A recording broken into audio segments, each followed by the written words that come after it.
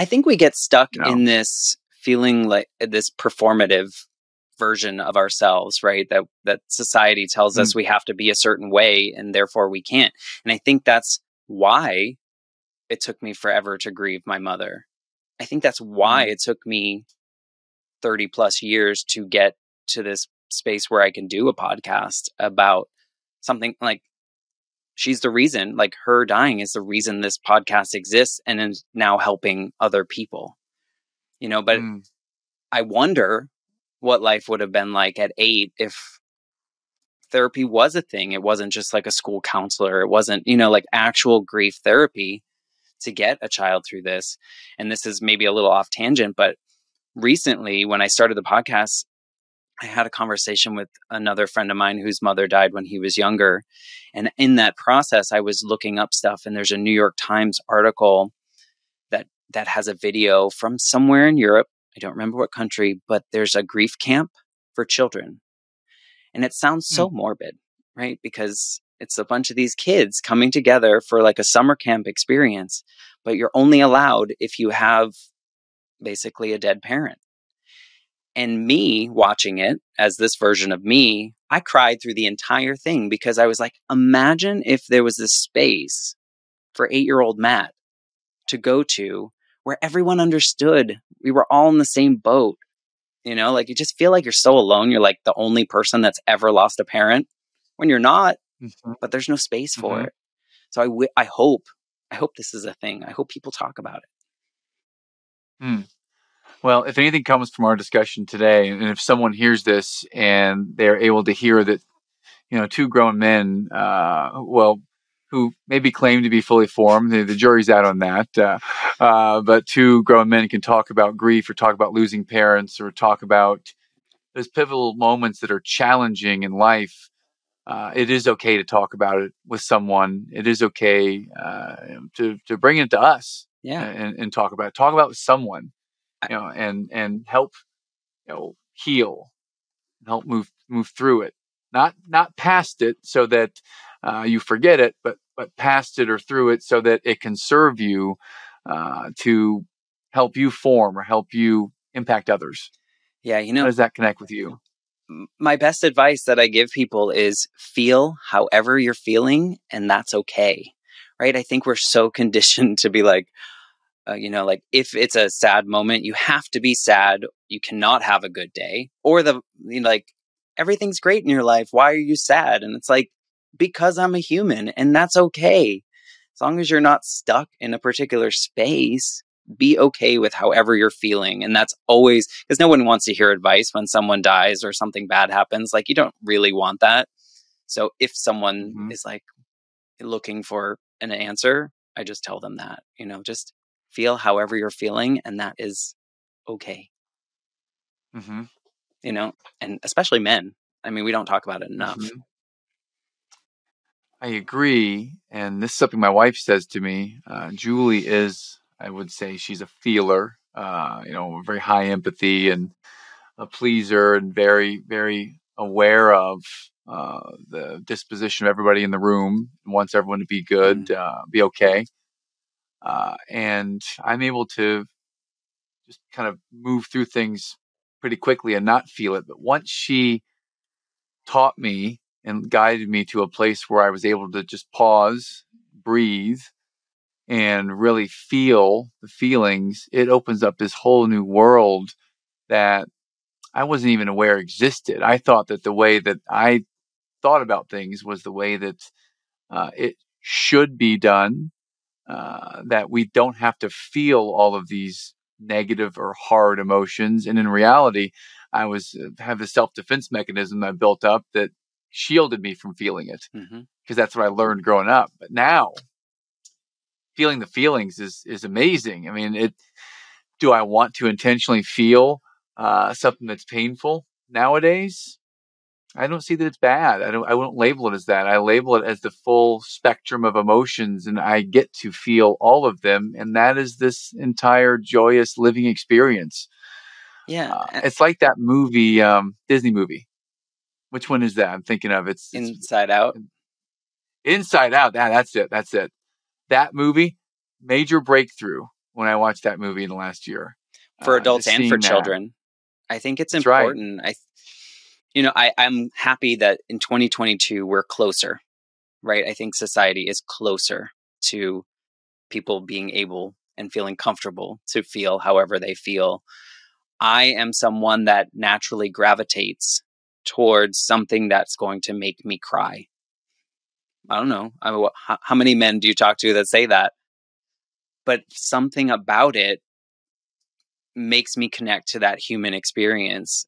And it all goes back to what you're doing on your podcast. I listen to your episodes and you can hear that you genuinely care about what your guests are saying.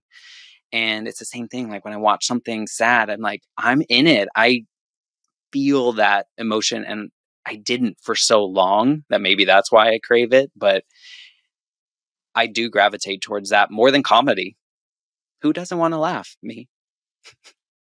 So interesting thought about feeling the emotion or feeling something that causes you to cry. I feel that there are several episodes that we've had on our show that either I've been in tears or I've been close to tears, that when the episode was done, I actually felt this cathartic moment. I felt good. It felt like some energy, kind of like an endorphin, Mm-hmm. like I had just got off the Peloton. I felt really good about it. I remember when I was talking to Jason Bronstadt about our kids, or when I was listening to Mitzi Perdue talk about human trafficking in Ukraine. I mean, just these stories are just tearing me up, or they're just causing me to feel in such a way. But every time I can feel the tear welling up, it has been something that has inspired me or given me a feeling at the end that actually I've loved. Mm-hmm. Does that connect with you, that thought? 100%. And I will say it's what I seek out, you know? I try to find, I mean, it's not everything, right? But I try to find television shows, movies that are going to move me, that are going to make me feel a certain way. And having experienced watching my grandmother pass of cancer in a hospice house, what I found interesting to myself is watching films that try to depict those moments. And there are very few movies or TV shows or whatever there may be that accurately show what that experience is like, or at least from my perspective and what I saw. But when I found one, like I, I, I was a puddle, but like you said, after the fact, I felt like lighter. I felt, Mm-hmm. like that runner's high that you describe, or the Peloton high, whatever that may be. I don't know if they sponsor you. Mm-hmm. Well, they don't sponsor me yet, but I do. They don't have to pay me or sponsor me at all. I love using the Peloton. Yeah, but This is not it's a sponsored by release. Peloton, but it is a release. Yeah. It is a release, and some might get it from a sport, some might get it from a good crime, but it is a way to, you said, feel lighter. Yeah, I think feel lighter, feel better, feel something, right? Well, I wonder then, since you gravitate towards things that cause you to feel, Mm-hmm. I wonder, does achievement of a goal or of winning something or a stack ranking, does any of that connect with you in any way, of achievement versus looking for something to feel with the show? How does that connect with you, Matt? That's a really interesting question, because until very recently, actually, I've never celebrated a win. And maybe I have, but anything big or monumental, I always felt like I just had to do the next thing that was expected of me. And I think that connects to, having my mom die as a kid. I think it all comes back to that, because people expect you to be okay. And they're always checking in. Are you okay? Oh, is he achieving? Like, if I was to do poorly in school, then it was because my mom died, and not just because I was a bad student, right? Like, and so mentally, I think I was leading my life until my 30s as that 8-year-old. He was making the decisions. So it was always a check mark. So, like I graduated high school, top 10. I think I was 11. But, I graduated high school fairly high out of 600 students. I didn't celebrate that. Why wasn't it higher? And then, graduate college and then get my MBA in 10 months. Check mark. It wasn't like these celebrations. So I don't connect those. But recently I'm forcing myself until it gets comfortable to celebrate or acknowledge or like, oh yeah, I did that. Well, I wonder if you've never celebrated a win, but you're attempting to force yourself Now. to do that now. I wonder what might be a win that you've had recently that you might be able to celebrate. Yeah. Honestly, the pandemic feels like it had the start of my like win season for me in the Okay. areas that felt right, that felt good, that felt like something that quote unquote brag about. So, Okay. during the pandemic, I was pretty bored. And so I opted to get another master's degree. And so going through that as a 40-year-old was a little bit different than it was when I was 22 going through my MBA. And so I was going into it to actually learn this time, whereas last time it was a check mark, right? I just explained that. So now the goal was to learn more and to achieve things and do as great as I could. So I finished that in August this year, 2022, and 4.0, graduated with distinction. I'm celebrating that now. During the pandemic, I taught myself how to launch coloring books on Amazon.